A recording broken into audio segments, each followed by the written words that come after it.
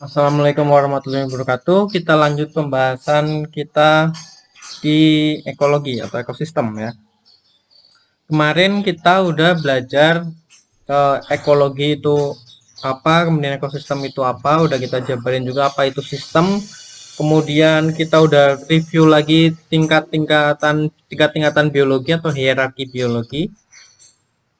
Kemudian siklus materi sama aliran energi, komponen biotik, abiotik, dan sebagainya udah kita bahas. Kemudian ada piramida energi, kemudian piramida biomasa, sama biomagnifikasi. Sekarang kita lanjut ke siklus materi. Kita bahas ke yang kemarin tuh nanti akan bahas air, nitrogen, fosfor, sama karbon. Nah, pertama secara umum siklus materi itu ada skema seperti ini.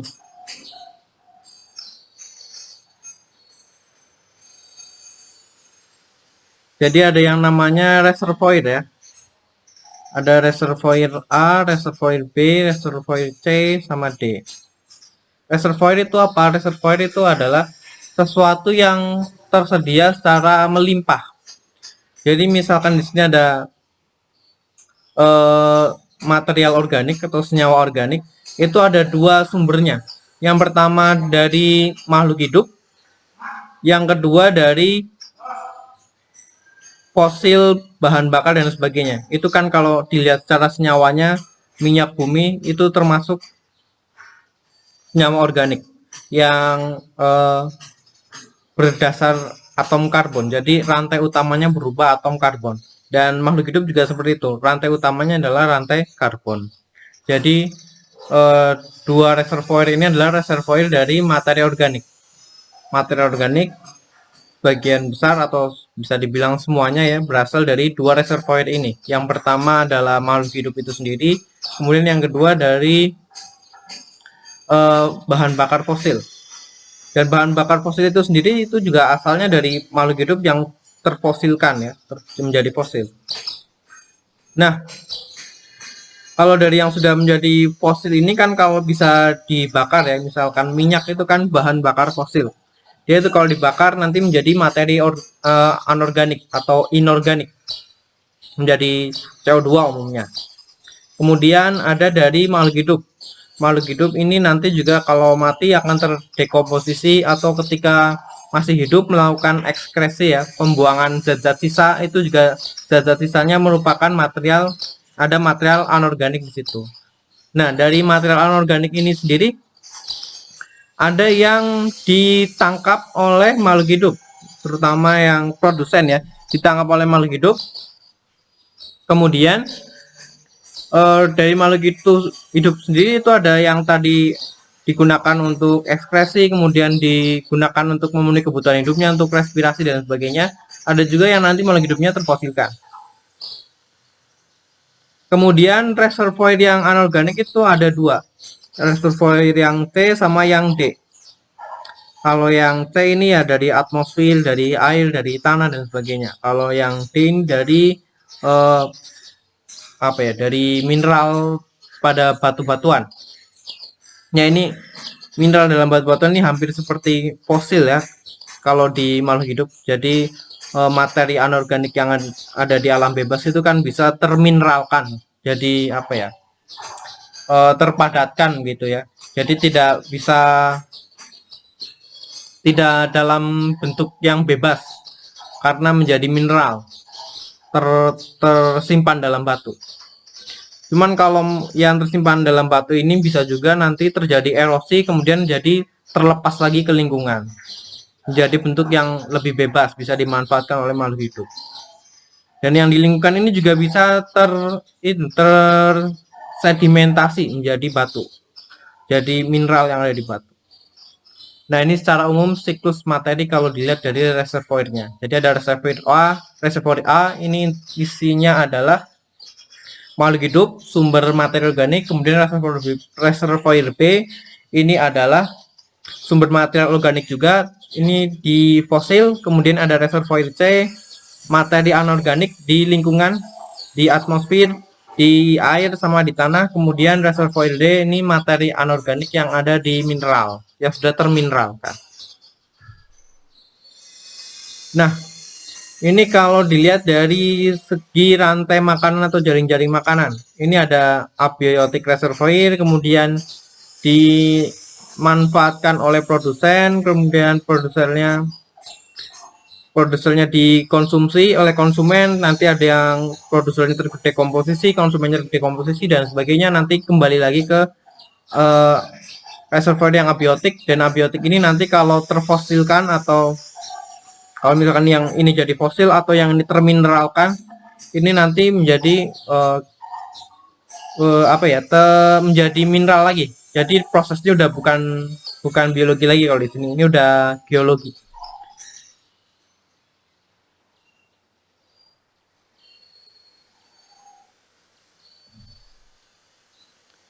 Sekarang lanjut ke siklus air dan siklus karbon dioksida. Yang di sini siklus air. Jadi kalau siklus air itu misalkan kita mulai dari yang di laut ini ya. Yang di laut ini nanti bisa terpanaskan oleh sinar matahari jadi awan, terus bisa jadi presipitasi, jadi hujan lagi, jatuh ke air laut lagi, atau awannya berpindah nanti jatuhnya ke daratan, di daratan nanti yang ada di danau, di sungai, dan di permukaan tanah nanti bisa menguap lagi menjadi awan lagi, bisa jadi hujan lagi, atau bisa juga mengalir di atas tanah ya, di atas tanah atau di bawah tanah. Di atas tanah itu contohnya sungai, atau ada aliran yang di bawah tanah juga bisa. Kemudian ada yang namanya evaporasi sama transpirasi. Kalau evaporasi itu penguapan biasa.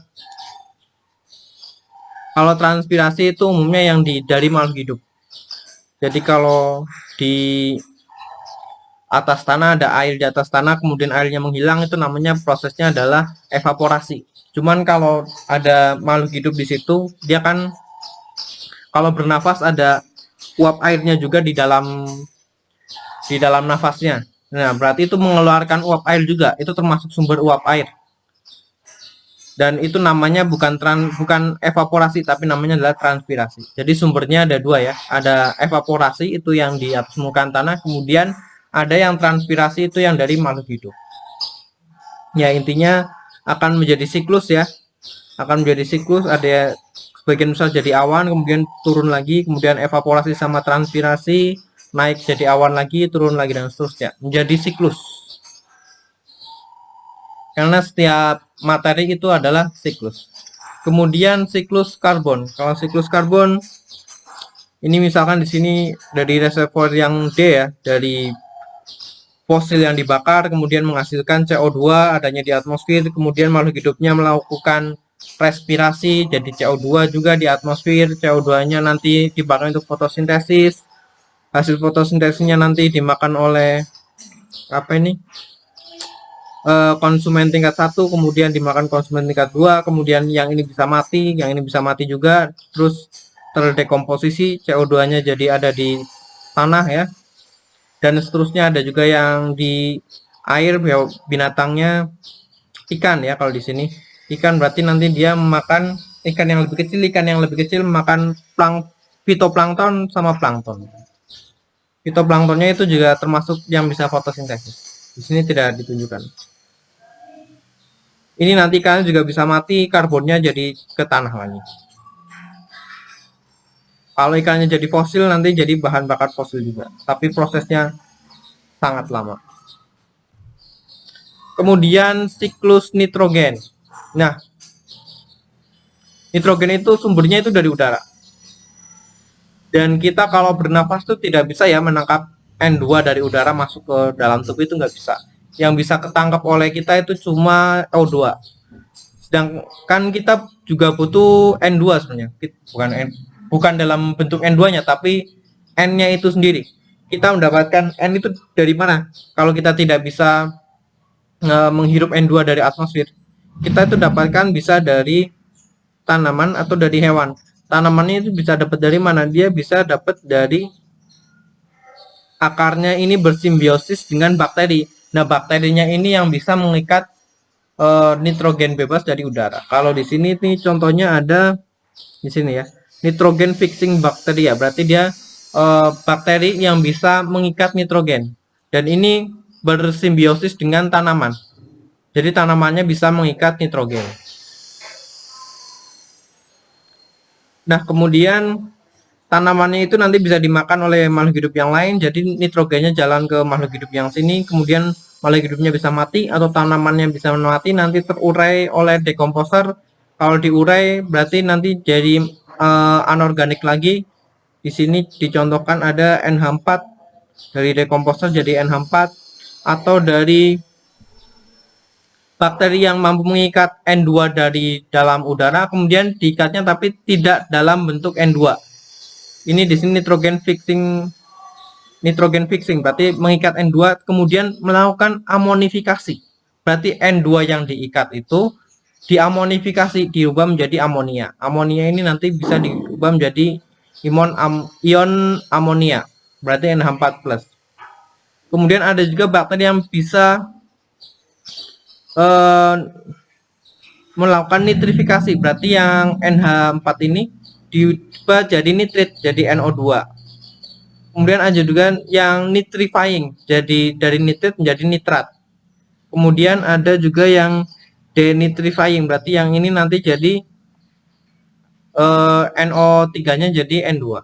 Denitrifying, kalau nitrifying berarti itu mengubah jadi nitrit, kalau denitrifying itu berarti dari nitrit itu dirubah lagi menjadi N2. Atau kalau dilihat dari prosesnya, berarti kalau di sini itu melakukan oksidasi ya, karena jadi ada tambahan oksigen. Berarti di sini ini bakteri yang mampu melakukan oksidasi ke NH4-nya ini.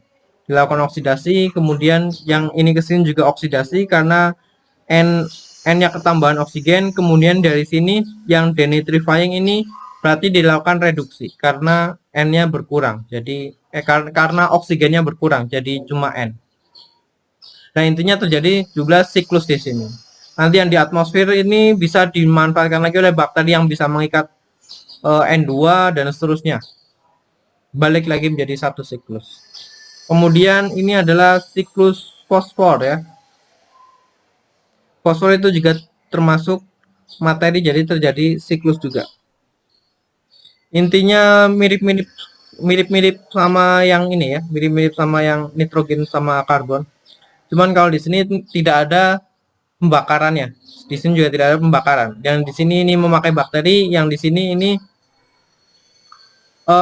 kebanyakan diambil oleh ini ya, tanaman yang bisa mengambil fosfat dari tanah, kemudian dikonsumsi oleh binatangnya mati, kemudian didekomposisi jadi fosfat lagi, atau bisa juga dari fosfatnya itu menjadi termineralkan, jadi batu berarti ya. Kemudian kalau diproses itu bisa jadi pupuk dan seterusnya. Pupuk berarti dilepaskan lagi ke lingkungan, ditangkap lagi oleh tanaman dan seterusnya.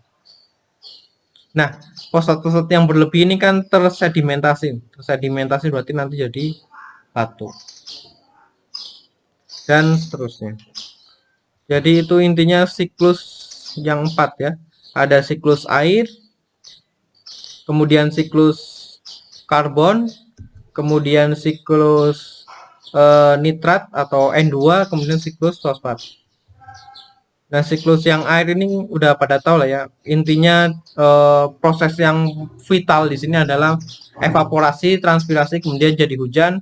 Kemudian kalau di CO2 ini yang vital itu ada fotosintesis, mengikat dari atmosfer, kemudian melepasnya ke atmosfer itu dari respirasi. Atau kalau mau ke yang di tanah itu kalau tumbuhan atau tanamannya mati. Atau satu lagi dari reservoir yang D itu dari pembakaran fosil, itu juga bisa jadi CO2. Jadi yang penting di sini ada sumber yang penting di sini ada pembakaran, kemudian ada respirasi sama fotosintesis biar siklusnya terjadi. Kemudian kalau di sini yang penting ini ada bakterinya. Bakteri yang mengikat, kemudian bakteri yang melepas. Kemudian bakteri yang meningkat ini juga bersimbiosis dengan tanaman. Nah, kalau di sini yang paling berperan tuh tanaman ya. Tanamannya udah bisa langsung ngambil fosfat yang anorganik dari dalam tanah, kemudian dimakan oleh binatang, kemudian binatangnya mati menjadi terdekomposisi dan seterusnya. Atau karena fosfatnya itu terlarut dalam air, bisa juga dalam hujan ya. Nah, itu tadi siklus materi yang terjadi di ekosistem. Sekarang kita bahas contoh-contoh ekosistem. Di sini ada contoh ekosistem air. Misalkan di sini ada ekosistem danau ya. Danau ini kan meskipun adanya di darat, dia kebanyakan tersusun oleh air. Jadi termasuk ke dalam ekosistem air. Dan organisme yang ada di ekosistem air tentu saja organisme-organisme yang bisa bertahan di lingkungan yang airnya melimpah, misalkan ikan atau burung-burung pemakan ikan dan sebagainya. Jadi pasti organisme yang ada di situ berbeda dengan organisme yang tidak ada air sebanyak ini. Misalkan beda dengan organisme yang ada di padang pasir misalkan. Contoh aja tanaman di sini ini kan ada jenis teratai ini ya. Nah, teratai ini kan tanamannya yang bisa hidup di lingkungan yang airnya banyak kayak gini, di danau. Kalau misalkan kaktus ditaruh di sini ya kaktusnya bakalan mati. Atau kalau misalkan teratainya ini ditaruh di padang pasir ya teratainya pasti mati karena bukan lingkungannya di situ. Tidak, ekosistemnya tidak cocok. Nah, ini contoh dinamika yang terjadi pada ekosistem yang ada di danau. Jadi dicontohkan di sini kalau misalkan di daerah yang 4 musim ya. Daerah yang 4 musim itu kan kalau musim dingin bagian atasnya itu akan menjadi es. Cuma ternyata setelah diteliti karena es itu lebih ringan dari air, maka yang membeku itu ternyata cuma bagian atasnya aja. Dan kalau dicek di bagian bawah itu ternyata suhunya masih lebih tinggi, sekitar 4 derajat Celcius. Nanti kalau musim semi, suhunya ini akan merata. Nah, waktu suhunya merata ini, oksigennya juga ikut merata. Tadi waktu di sebelah sini, waktu suhunya yang lebih hangat itu di bawah, kandungan oksigennya itu tidak merata. Kandungan oksigennya itu akan lebih tinggi di permukaan. Di permukaan lebih tinggi. Kalau waktu musim semi, oksigennya merata karena suhunya juga merata. Di musim gugur juga kayak gitu, masih merata. Kemudian kalau di musim panas, yang bagian atas tentu saja dia akan lebih hangat daripada yang bawah. Cuma ternyata kalau dicek bagian bawah ya masih suhunya masih dingin, sama seperti suhu di musim dingin. Kalau dibandingkan di musim panas ini suhunya dingin, tapi kalau dibandingkan di musim dingin ini suhunya lebih panas karena di sini sama 4 derajat Celcius. Jadi di musim panas 4 derajat Celcius, di musim dingin juga 4 derajat Celcius, tapi di bagian bawahnya aja. Dan kalau kayak gini kandungan oksigennya juga akan berbeda antara permukaan sama di bawah. Kalau di spring sama di autumn itu akan sama kadar oksigennya, sama-sama 12 gram per mili. Kalau di sini kan beda, semakin ke bawah nanti oksigennya itu akan lebih sedikit. Jadi yang paling banyak oksigennya itu di bagian atas. Dan makhluk-makhluk hidup itu kan kalau makhluk hidup yang ada di danau itu akan cenderung berada di bagian yang atas ini daripada di bagian yang bawah ini. Nah, ini contoh zona-zona pada laut dan pada danau. Kalau pada danau ini zonanya lebih sederhana. Pertama ada zona fotik ya. Dari sini ke sini nih. Ini zona fotik. Fotik itu dari kata foton, berarti dia zona yang masih bisa dikenai cahaya, jadi masih terang. Kemudian ada littoral sama limnatic zone. Kalau littoral ini berarti di sebelah sininya itu masih apa ya? Masih ada kemungkinan kadang kalau misalkan rada surut itu masih bisa gitu. Jadi di sini masih ada tanaman-tanaman yang di sini. Kalau di sebelah sini kan udah nggak ada tanamannya. Karena kalau ada tanaman di sebelah sini berarti kan tanahnya yang di sini terlalu dalam. Nggak bisa. Kalau di sini itu masih bisa. di daerah litoral. Tapi kalau sudah dari sini ke sini, ini limnetiknya udah nggak bisa nih tanamannya ada di sini. Kalau di litoral masih bisa. Nah, kalau dari titik sini ke sini dari permukaan sampai ke dasar itu namanya adalah zona pelagik. Jadi zona pelagik bagi menjadi dua, ada yang afotik sama yang fotik. Nah, zona-zona ini akan berbeda kalau dia posisinya ada di laut. Meskipun ada yang mirip. Contoh di sini masih ada zona fotik. Fotik berarti di atas ya karena masih ada cahaya. Kemudian ada neritik dan sebagainya. Gak usah dihafal, ini cuman supaya lebih tahu aja. Jadi kalau di danau sama di laut itu ada yang namanya pembagian zona-zona karena zona-zona ini akan menjadi ciri khas makhluk hidup apa sih yang ada di situ. Jadi misalkan makhluk hidup yang ada di sini itu nggak mungkin bisa bertahan hidup di sini.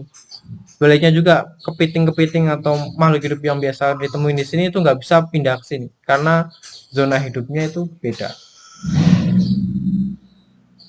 Nah, kemudian ini ada wetlands atau kalau bahasa Indonesianya rawa-rawa ya. Jadi dia bukan danau, daratan, masih daratan, cuman di situ ada airnya dan airnya ya nggak tinggi-tinggi banget, cuman selalu tergenang air, jadi selalu basah terus. Dan yang bisa hidup ya makhluk hidup yang bisa bertahan di kondisi air seperti ini. Mungkin sebagian ikan atau kadang buaya gitu ya. Kemudian ada aliran atau air ya. Berarti di sini masih tersedia banyak air.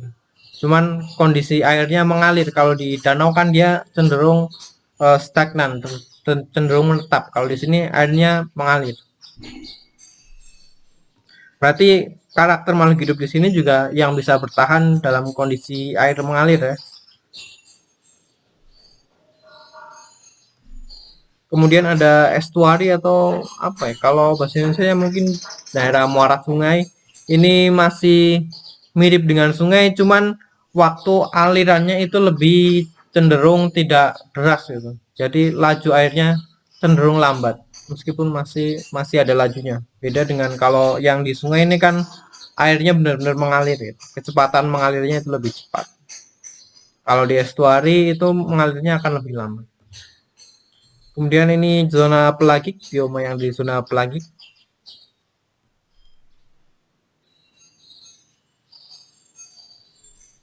Kemudian ini adalah koral ya.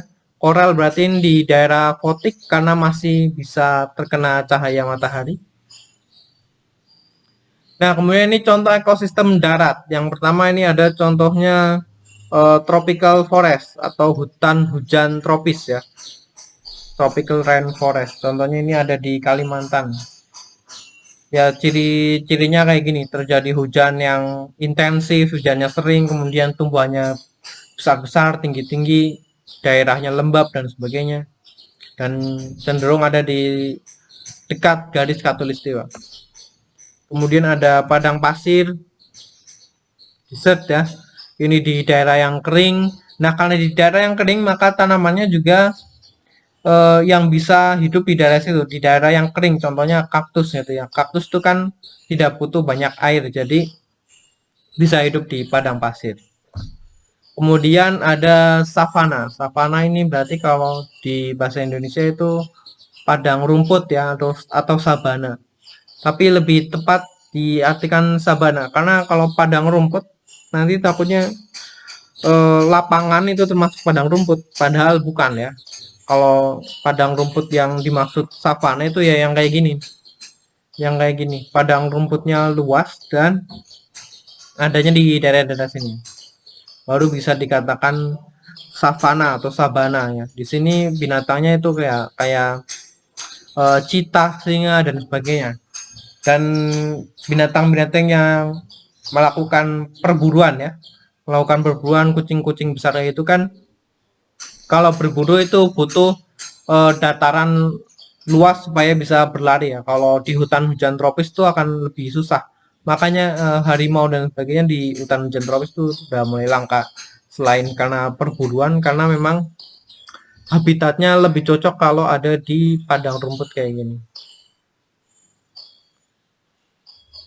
Kemudian tundra atau kalau bahasa Indonesianya adalah padang rumput. Nah, tundra ini dekat dengan kutub ya. Ini yang ini nih udah mulai dekat kutub nih. Kan putih nih. Ini udah mulai dekat kutub. Jadi tanamannya itu nggak ada yang tinggi-tinggi kayak di hujan tropis. Kebanyakan ini adalah lumut atau mungkin sebagian Pteridoptera, apa tuh namanya, paku-pakuan ya, Pteridophyta. Kemudian ada kaparal ya. Kaparal ini adalah daerah yang tanamannya itu sering terbakar. Nah, karena sering terbakar, bahkan tanamannya itu ada yang bijinya itu baru tumbuh kalau dia sudah kena bakar, kena api, apa namanya, terstimulasi oleh api, baru bisa tumbuh kalau sudah kena api. Kemudian ada temperata ya. Jadi ciri-cirinya ya tanamannya kayak gini, daunnya lebar-lebar dan sebagainya. Daun yang warna oranye-oranye itu kalau di hutannya namanya hutan temperata, temperate broadleaf forest. Warnanya kayak gini Mas, oranye-oranye gitu. Kemudian hutan konifera, ini udah deket ke arah kutub juga, tapi kalau tadi ada tundra, ini lebih ke mundur lagi dari tundra. Ini ada namanya coniferous forest. Jadi tanamannya itu kayak gini, meruncing-meruncing. Konifera kayak kerucut-kerucut. Nah, itu contoh-contoh ekosistem. Contoh-contoh ekosistem yang ada di darat. Nah, udah slide-nya sampai di sini. Kemudian apa tuh namanya? Tugas yang animalia yang belum ya, dikumpulin aja. Kemudian yang lengkap, baru ada beberapa yang baru 2 kalau saya lihat yang lengkap. Jadi benar-benar dirinci sama kayak yang ada di buku. Perinciannya sama kayak ada yang di buku. Disalin aja, kemudian dikasih contoh gambar, dikirim dalam bentuk PDF. Sampai di sini dulu. Wassalamualaikum warahmatullahi wabarakatuh.